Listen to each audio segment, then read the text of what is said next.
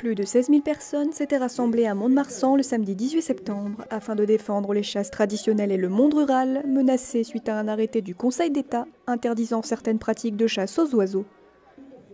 Aujourd'hui, dans la France entière, le monde rural est descendu dans la rue. Et il est grand temps que nos pouvoirs publics, que l'opinion publique essaie quand même de composer avec nos valeurs. La chasse traditionnelle, c'est ni plus ni moins qu'un art.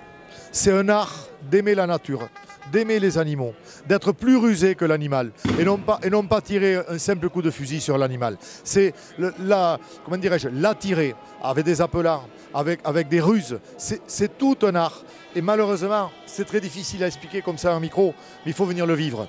On recevra quiconque qui veut bien le connaître, il n'y a pas de souci là-dessus. Nous sommes une terre d'accueil.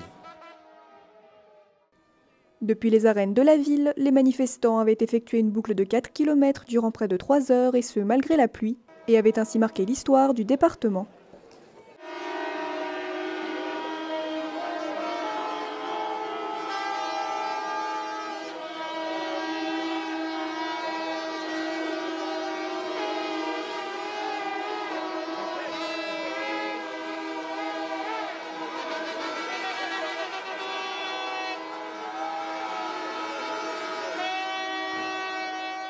Alors effectivement, aujourd'hui nous avions des fédérations de Nouvelle-Aquitaine et d'Occitanie.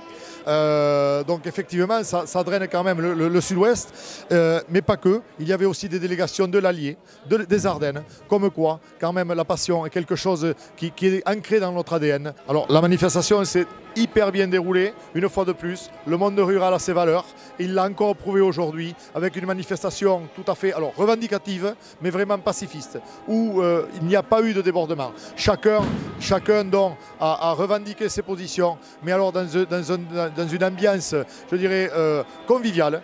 Et ce sont cela les valeurs de la ruralité aujourd'hui. À l'occasion de cette manifestation, une délégation de chasseurs avait été reçue par la ministre Geneviève Darrieussecq et la préfète des Landes afin d'échanger sur leurs revendications.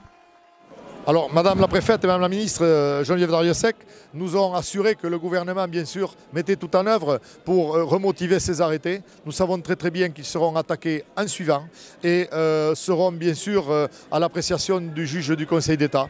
Donc, par conséquent, nous ne connaissons pas de quoi sera fait l'avenir. Mais dans tous les cas, nous ne baisserons pas la mobilisation, nous ne baisserons pas les bras, nous n'avons pas le droit. Il faut que l'on transmette un patrimoine à nos enfants, à nos petits-enfants, qui soit digne de ce nom et digne de nos valeurs.